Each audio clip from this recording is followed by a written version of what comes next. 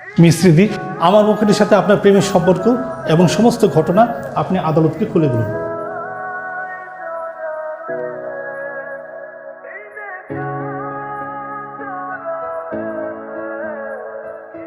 ওর সাথে আমার কোনো প্রেমের সম্পর্ক ছিল না।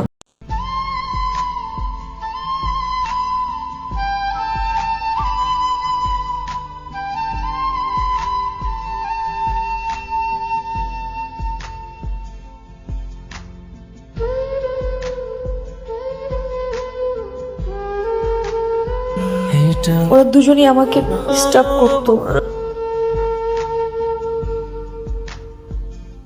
ওদের এই ঝগড়ার ব্যাপারে আমি জানতাম না।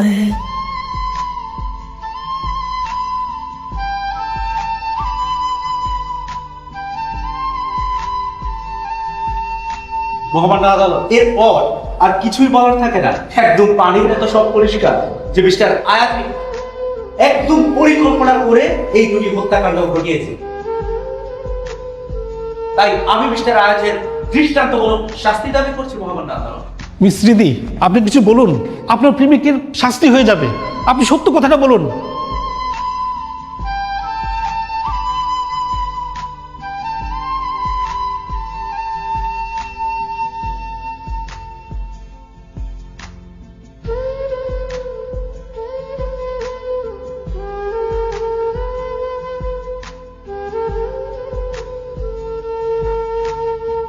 মিশ্রিদি, প্লিজ আপনি আজকে মিথ্যা কথা বলবেন না, আপনি সত্য কথাটা বলুন। মহামান্য আদালত, আমার আর কিছু বলার নেই। আপনি আপনার আসন গ্রহণ করুন। এই আদালত সর্বসম্মতভাবে আসামি আয়াত চৌধুরীর অপরাধ অনুযায়ী তাকে যাবজ্জীবন কারাদণ্ড প্রদান করল।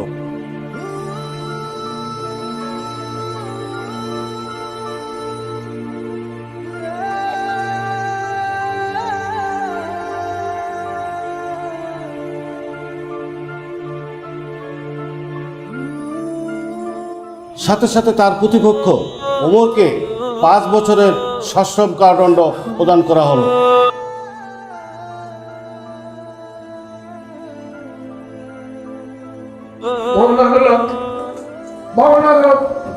আমি একটু কথা বলতে চাই মহামান্য আদালত। আমি আয়াদের পিতা। আমি এই হত্যাকাণ্ড ঘটিয়েছি। এটার পেছনে আমার ছেলে নির্দোষ, ও কোনো কিছুই করেনি। আমি এই দা দিয়ে কুপিয়ে হত্যা করেছি। আমাকে যদি শাস্তি দিতে চান আমাকে শাস্তি দিন। আমার ছেলেটার নাবালকের একটা ভবিষ্যৎ আছে। ও কিছুই করেনি মহামান্য আদালত। ওকে আপনি মুক্তি দিন, আমাকে আপনি শাস্তি দিন মহামান্য আদালত।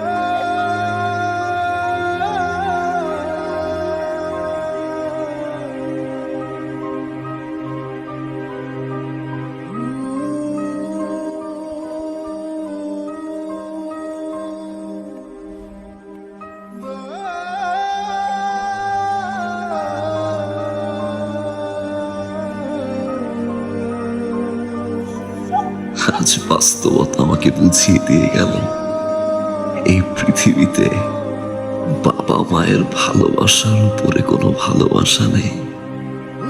বিশ্বাস করুন, আপনি সব জায়গা থেকে বিতাড়িত হলেও আপনার শেষ আশ্রয়টুকু হবে আপনার বাবা মায়ের কোল। যে কোল আপনাকে আঁকড়ে ধরে রাখবে সারাটা জীবন।